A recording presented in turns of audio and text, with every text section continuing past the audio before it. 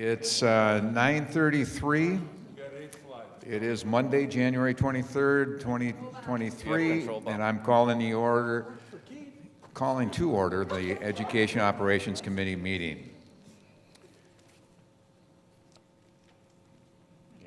I'm seeking a motion to approve the minutes of December 19th, 2022. So moved.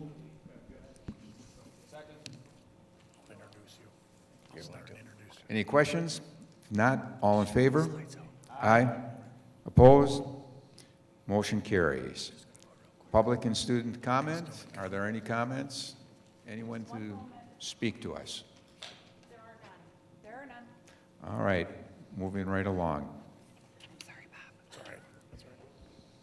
Bob. We will have a referendum construction update as the referendum-funded facility improvements continue to develop. Construction and budget updates will routinely be presented. Thank you. You're there, ready Thank to go. you. We've got a slide deck up on the screen. It's going to be brief. I hope that's okay with everybody tonight.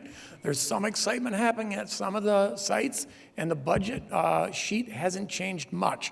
So with that, I'll introduce Nick Anderson from Nexus. Thank you, Bob, and thanks for having me here.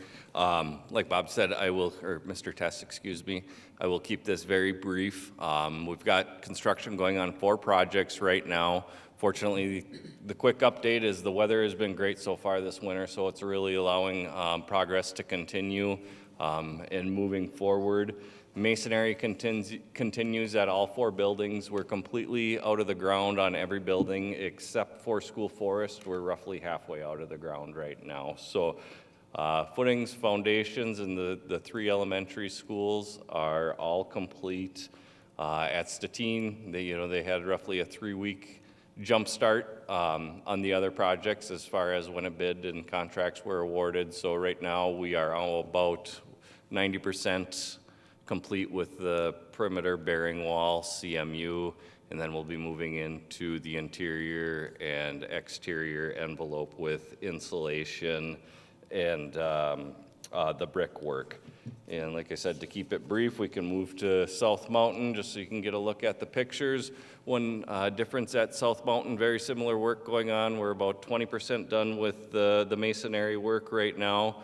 The interior of the building, in order to tie in the new MEP systems, mechanical, electrical, and plumbing systems, a portion of the existing ceilings were removed, as you can see on the picture on the left there. So contractors have been diligently working in there, either on off hours or a couple people in the building at a time.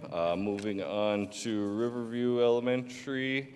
And I will say these pictures are all roughly 10 days old, being when we get it into board meeting, and a lot happens in a week during this stage of construction. So if you were to drive by, that wall on the bottom right there was the existing end wall of that building. Right now that is completely up in masonry. Of course, if you drive by, you're going to see a bunch of tents because they're working inside enclosures in order to keep the temperatures appropriate to allow the materials to set and cure. And then finally we can move on to the School Forest.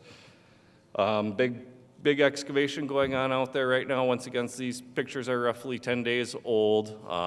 As of this morning when I was out there, they finished pouring the footings for the entire basement. So one of the classroom wings, the footings have been poured, the foundations have been installed, half of the basement foundation walls have been installed, and all of the footings have been installed as of this afternoon. So that's what I have for a real quick update. If anybody has any questions, feel free to ask.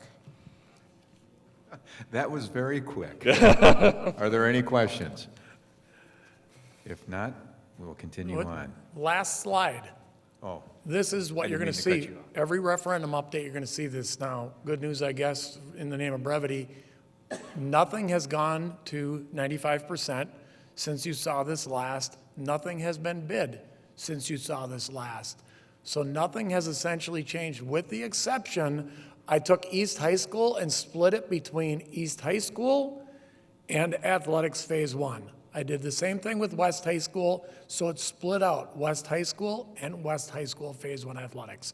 Other than that, it's the only change.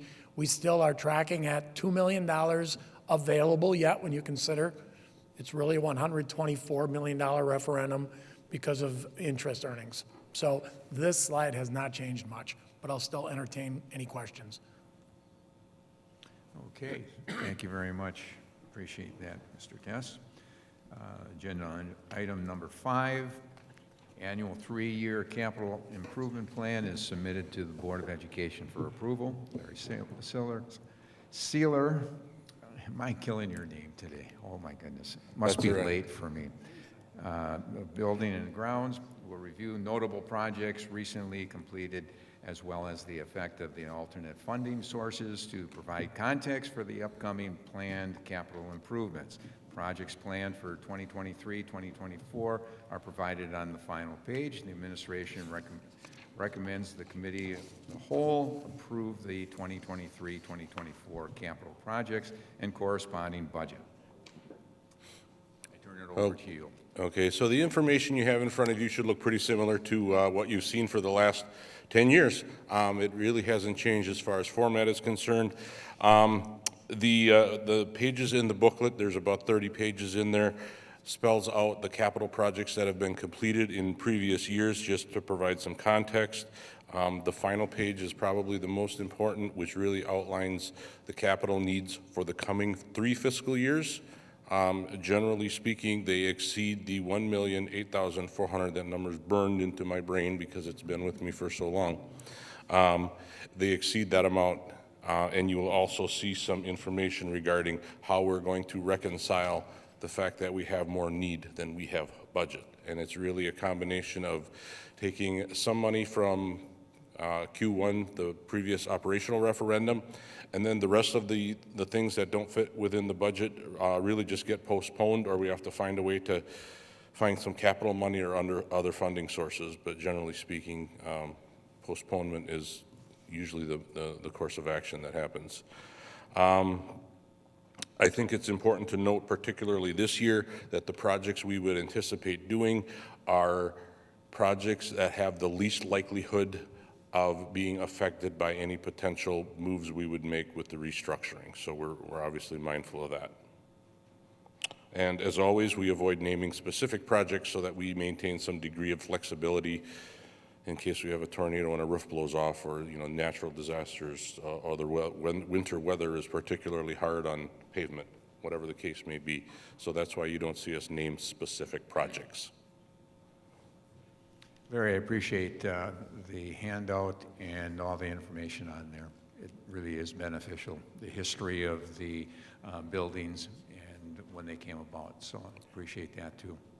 Great. If there's any questions, I'd be happy to answer them. I don't want to delay us, but I'm wondering how, it might not be for Larry specifically, but we kind of gave a nod to, potentially spending the extra money for these footings out here.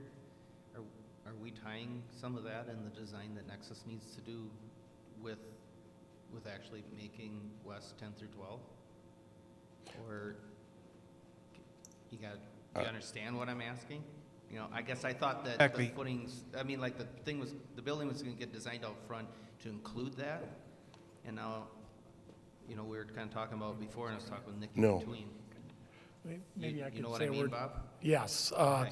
What you're being asked to approve right now is not referendum related. This is the normal capital improvement budget, and there are no such footings in the normal capital improvement budget. Correct. And what we're essentially asking you to do is take a $128 million budget and give us the first $1 million that we're going to put into that budget so we can start bidding some things out, roofing projects, parking lots, things of that nature. So we're just asking us to get going on next year's budget with something in bedrock that, okay, does that make sense? Yes, it does. Okay. Okay. I'm seeking a motion to recommend to the full Board of Education the approval of the 2023-2024 capital projects and corresponding budget. Second. Questions? If not, all in favor? Aye. Against? Motion carries. Thank you. Congratulations, we just started building next year's budget, a little bit. Okay, you're up, Mr. Tess. Go ahead. What you see here is a report that you're accustomed to seeing. This is our second quarterly legal expense report. And we're tracking, I think that number in the lower right-hand corner is about $33,000. So we are on track to stay within budget. Our annual budget, I believe, is $90,000. Halfway through the year, 33,000 out of 90 spent for just a reporting purposes, no action needed. No action. Okay. The presented summary lists the legal firms the district makes use of for a variety of necessary legal needs. Seeking a motion to approve the attached list of the law firms the board and the district shall access for legal services deemed necessary by the superintendent of schools or his or her designee. Okay, leave this one up there because it'll serve the purpose, right? But you're looking at maybe something different in board book, a different document than this one.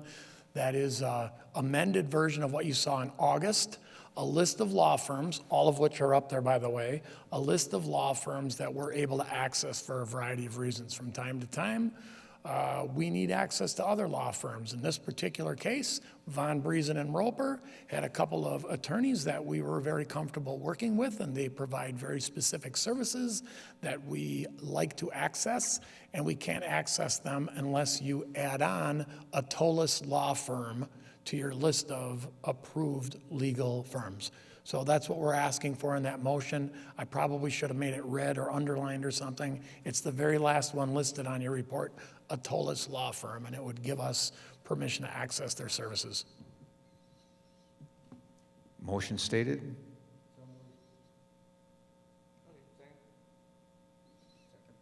Any questions? If not, all in favor? Aye. Opposed? Motion carries. I'm seeking a motion to adjourn. Second. All in favor? Aye. Motion carries.